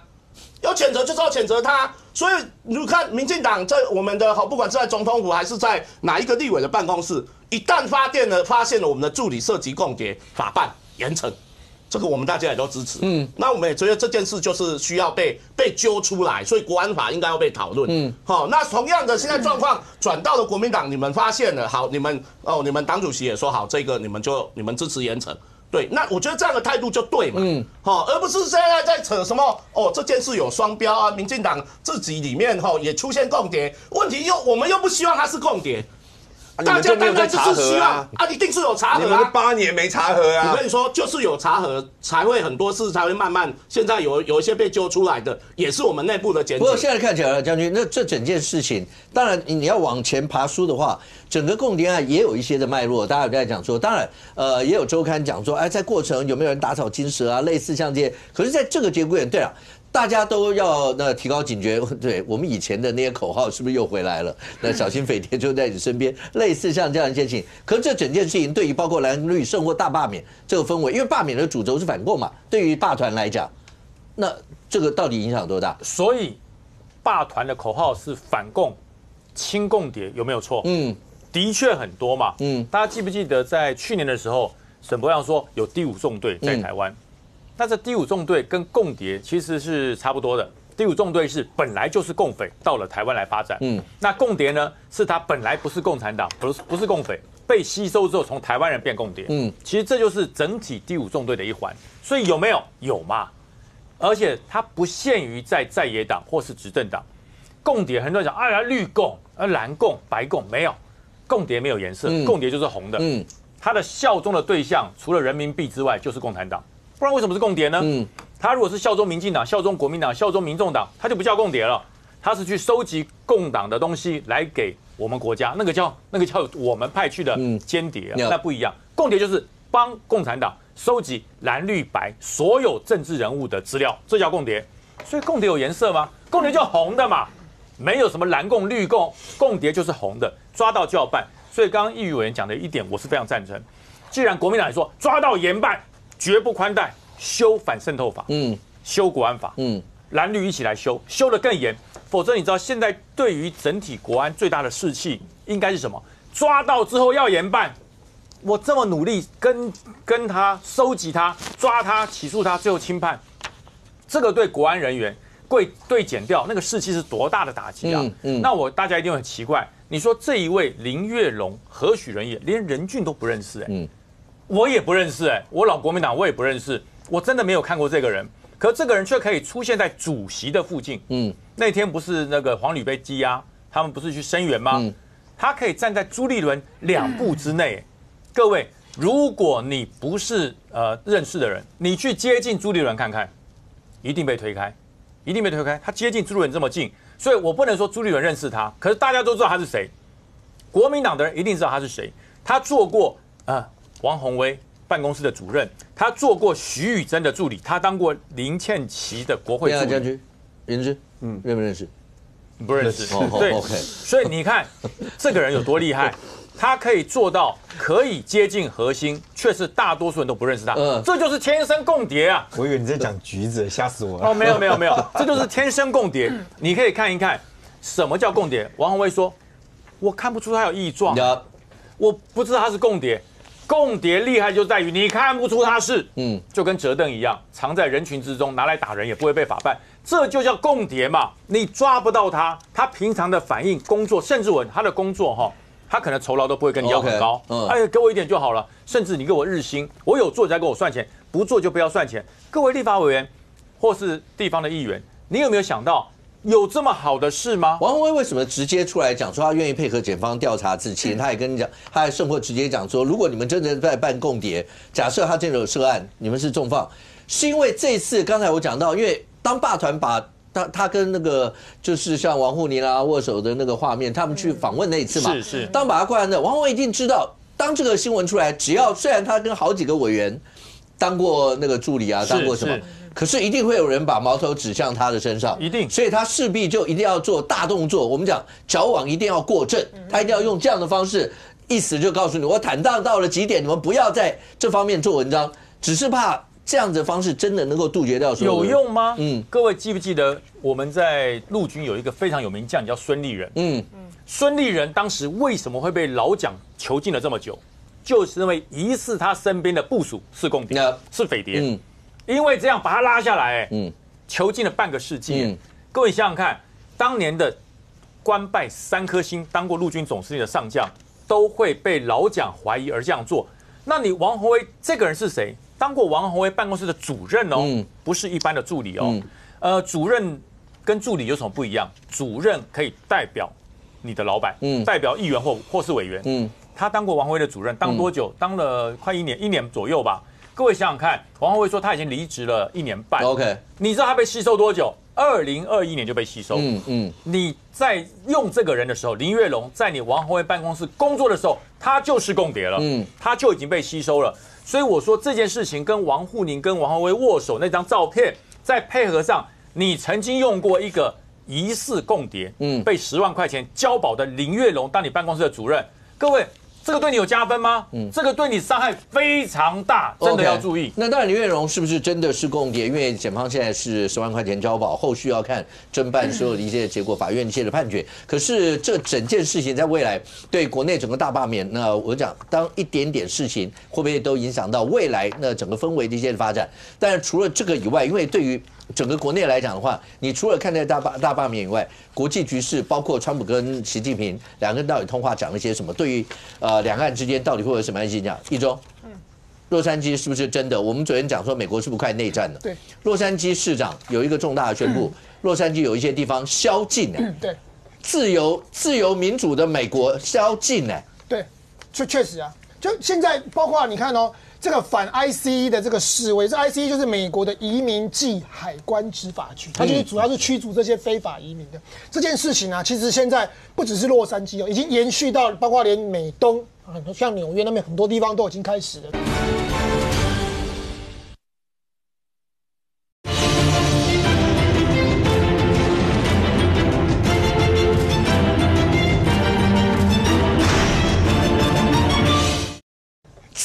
自由民主的美国宵禁对，确实啊，就现在包括你看这个反 ICE 的这个示威，这 ICE 就是美国的移民暨海关执法局，它就是主要是驱逐这些非法移民的这件事情啊。其实现在不只是洛杉矶已经延续到包括连美东像纽约那边很多地方都已经开始了这个，然后甚至。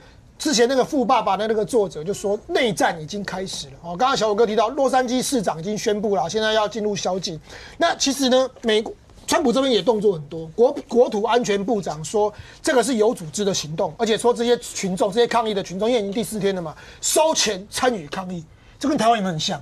说那些霸团有收钱，那概念很像，开始去咬咯。好，然后另外川普也不客气哦，他说骂这些示威者是畜生、外敌，然后他说要解放洛杉矶，好，然后而且川普还加码说痛批加州州长无能，他说如果我没有派兵的话，洛杉矶早就已经烧成灰烬。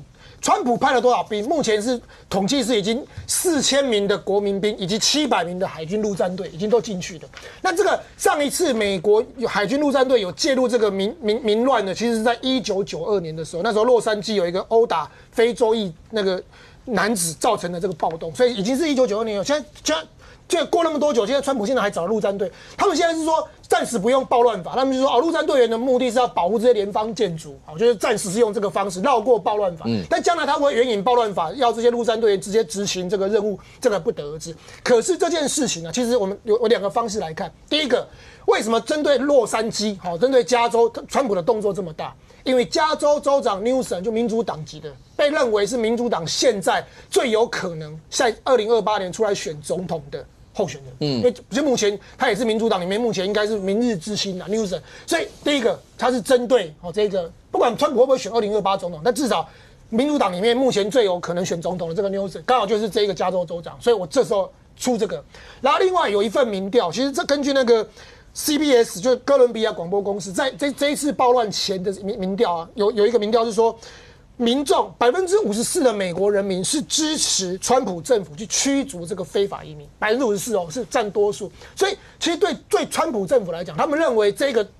他们当初川普能选上，当然有很多原因，但一个很大原因就是他那时候有一个主诉求，就是要驱逐非法移民。所以这个驱逐非法移民其实一直是川普。那川普现在可能经济上搞得一团乱，可是不管怎么样，回到政治上，回到移民上来讲，移民是他的强项，所以他用这种美国优先这种方式啊，其实某种程度上是拉回他的那个支持度。然后最后我再讲一件事，大家上礼拜不是跟全世界最有权力的川普跟全世界最有钱的马斯克不是火力全开？对啊，双方撕裂吗？你知道这件事情哦，就洛杉矶这件事情哦，马斯克已经在他的 X 平台连续发了好几篇文章，支持川普政治上就是要去驱逐非法移民，然后去镇压这个所谓的这个抗议。然后最新的是，伊隆马斯克在 Twitter 发了一篇重要的文哦，他说 I regret， 我后悔一些上礼拜对于那个 President Trump 的一些那个发言，就是他之前不是 PO 了，甚至还影射川普有涉入什么一些性档案吗？他说他们有点 too over 了 ，too far 所以你看他连这个动作都出来，就是说，你知道川普就是喜欢这个哇，顶了100给我差点要撕破脸的马斯克已经闹到水火不容的。已经直接发文了，所以连马斯克都嗅到这个味道。透过这样的一个政治上打压非法移民这件事情，不但凝聚了川普的政治制度，连他最重要的盟友都走回来了。所以你说接下来这个事情会不会川普还会再采取更强硬，还是说他会软弱？但目前看起来他应该还是站在这个强硬的一方。但任俊，大家也会观察，包括俄乌战争什么时候会结束？那前一阵子不是乌克兰突袭俄罗斯，然后蜘蛛网行动，然后大获全胜那个感觉。但接下来呢，还有一些新闻，因为 F-16对决苏克兰35，这个对决大概对很多人来讲的话，好，那结果是乌克兰的 F-16打赢了吗？这对未来来讲的话，包括大家看4代机、5代机，所有这些的时候，它会有什么一些影响？上一次那个蜘蛛网行动不是炸了一堆的俄罗斯的，包括轰炸机啊或什么？那现在俄罗斯把一些飞机直接部署在远东基地，意思就是。我怎么知道哪一天你又飞来一堆的无人机？那真的会怕了吗？当然，今天跟俄乌有关的新闻啊，大家比较看到的是 F-16被称之为叫神机的这件事情啊，因为它打下了一架这个苏35啊。对。那这个苏35的按照报道来讲，它的飞行员是有跳伞成功哦，所以并没有这个罹难哦。不过你从这个地方为什么会大家提到说非常特别的地方，是因为说透过瑞典军援的 Sub 340型的这个空中预警机来协助哦。那我先稍微提一下啦啊。因为以苏35来讲，它在俄罗斯被定位叫做4代半的战机。那它本身呢，其实它的航程跟它的用途来讲哦，基本上，而且你看它这个整体的这个发动机上面来讲，它也是载这个双发动机嘛哦，所以它在空中的机动力基本上不会太弱。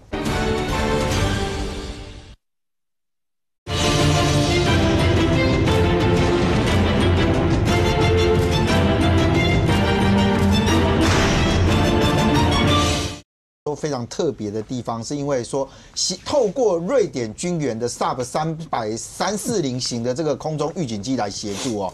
那我先稍微提一下啦啊，因为以苏35来讲，它在俄罗斯被定位叫做4代半的战机。那它本身呢，其实它的航程跟它的用途来讲哦，基本上，而且你看它这个整体的这个发动机上面来讲，它也是载这个双发动机嘛哦，所以它在空中的机动力基本上不会太弱。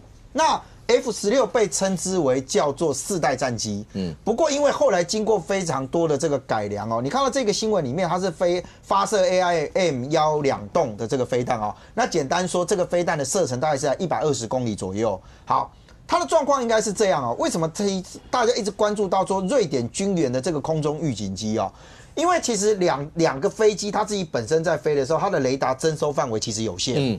那透过空中预警机在空中这个部分的时候，事实上它可以把它侦查的这个范围扩大到更远。好，它的状况可以变成怎样呢？变成是我空中预警机在很远的地方，我就先抓到你的苏35，所以我的苏35只要一进入到 F-16的射程范围的时候，因为我们刚刚提到它的 AIM-120，它的射程大概是120公里嘛，你只要进入到我的射程，我的空中预警机直接联系它。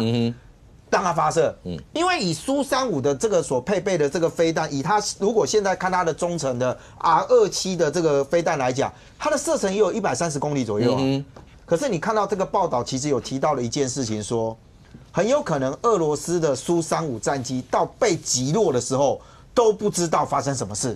所以为什么讲空中预警机的重要性来自于这里哦？那它是不是空中预警机有去接管，或者这另外一件事？但因为 AIM-12洞它的最大的射程就是120公里，它就到这个位置，然后能够精准命中，所以提前掌握敌机的动态，一进入到射程范围内，我立刻打。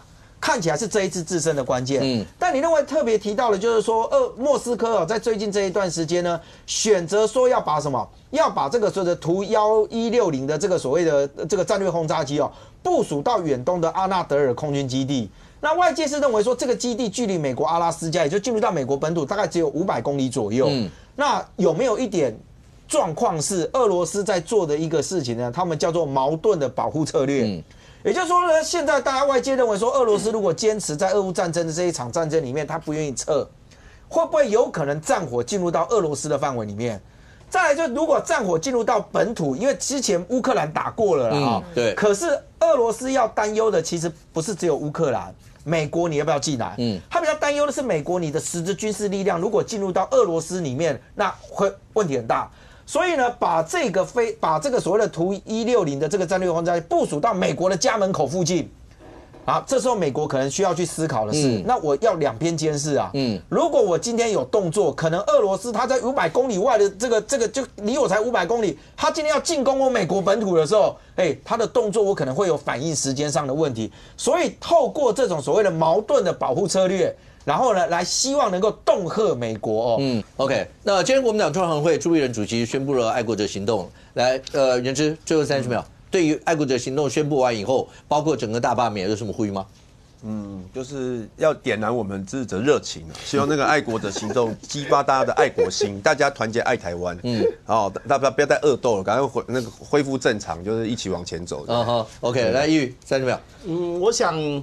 现在也没有恶斗啊，现在就是很清楚嘛，罢团的这个对啊，这个罢免就是继续推动。那大家也都很清楚的知道，如果这个大罢免没有成功，未来的立法院还是像今年这样，一事无成，只会搞的一些违宪的法案，然后又被大法官宣告违宪，等于在这边空转。所以这个空转是国民党造成的，那可以改变这样的状况，就只能透过大罢免。未来大罢免，然后等到6月20号中选会核定完以后，到底是多少席？那要迈入到3届，到3届以后，显然就是硬碰硬的一场战。那未来不管是蓝绿生活罢团之间会是什么样一些的出招，那我们大家再拭目以待。非常谢谢现场所有来宾，也非常谢谢观众朋友收看《新闻内幕》，我们明天见，拜拜。